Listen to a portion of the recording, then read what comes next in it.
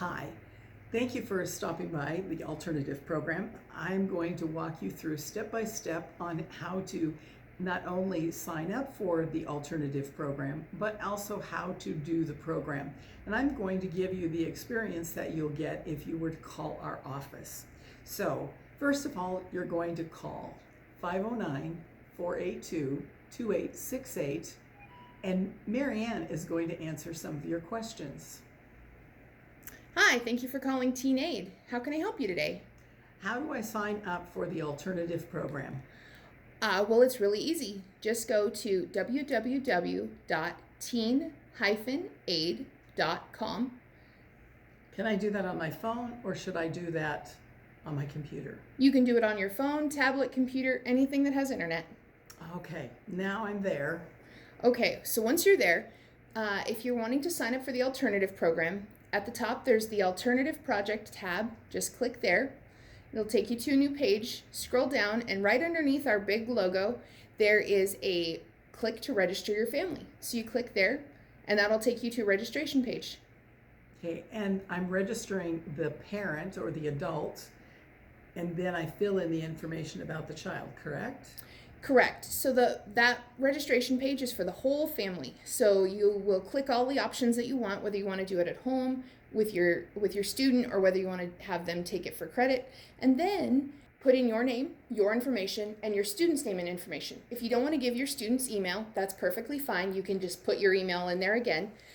And then you finish answering all the questions to the bottom and click submit. Well, I don't have a child, but I want to see what this is because I want to influence all the people that I know that have youth organizations. What can I do? Then put in the parent section, put your name and information. In the student section, put none. And then down at the bottom, it asks what you are, whether you're a parent or a teacher or an organization. Just check the box that fits what you do there, and then you can click submit, and it's the same process. Oh, good, because I'd like to share this with lots of people. That would be great to do. Okay, now I'm registered. What's going to happen to me? Well, once you register, you'll see a quick flash on the screen that says that your registration has been submitted. In 3 to 5 days, we try and get it sooner, but sometimes we're pretty busy. We try and get you out a email, and it will have the information on how to log into our site. It'll have the link, and it'll have your username and password, or if you have a student, your username and password and your student's username and password. And then it says on the email to save it because that's your link. So if you ever get lost or get kicked out of the curriculum, you can always click that link and it'll take you right back to where you left off. So there's a section for adults and there's a section for teens, correct? Yes. The teens get to see a PowerPoint show. They have their own pre-survey, their own PowerPoint shows and questions throughout to make sure that they're actually watching the shows and to help them retain the information. The parents have a quick, very, very quick pre-survey, and then they have their own chapters. And parents, unfortunately, don't have the fun of a PowerPoint show. They have a PDF.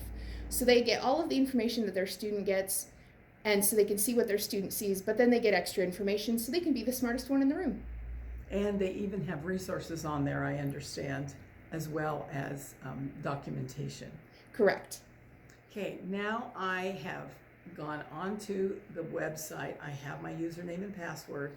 I have now done the survey on the student side, and you've gathered the information about me and what I think and feel. Yes, so all of your information is kept anonymous. We don't connect your name with any of that information. If the student is taking it for credit, the questions within at the end of each chapter are what the teacher uses to grade it, but it is not connected with your pre-survey or post-survey. Those are kept separate. So all of your personal beliefs, your personal information is all kept separate, and we can't attach it to you in any way. And when you finish that pre-survey, there is a question at the end of it, and it says that you have finished the pre-survey and you may now download chapter 1. Okay, and that's for both the parent and the student. Correct. That's how both parent and student work. The student, theirs will download as a PDF or as a PowerPoint show.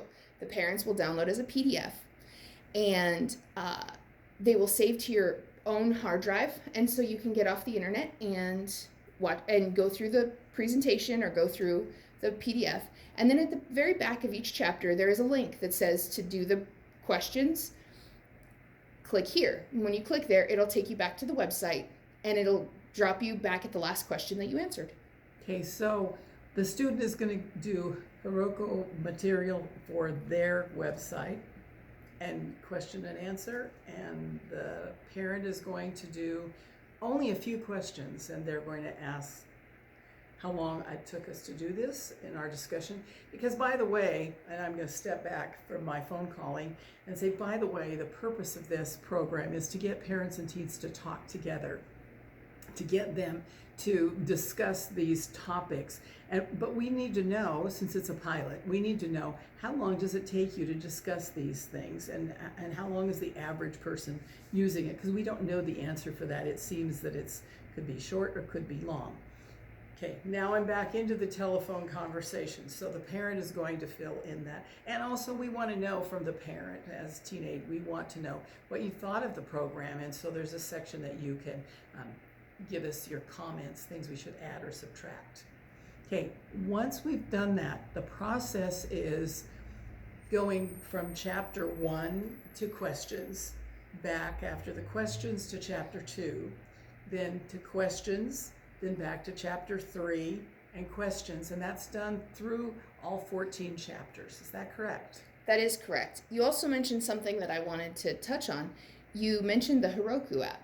That is the website that you will see when you click on the link. It's not a separate website. It's not, they don't get all the separate information. It's an app that we use that helps the data transfer. So no other group is getting your information. It's just our platform that we use. Right. We wanted to make sure that you understood that.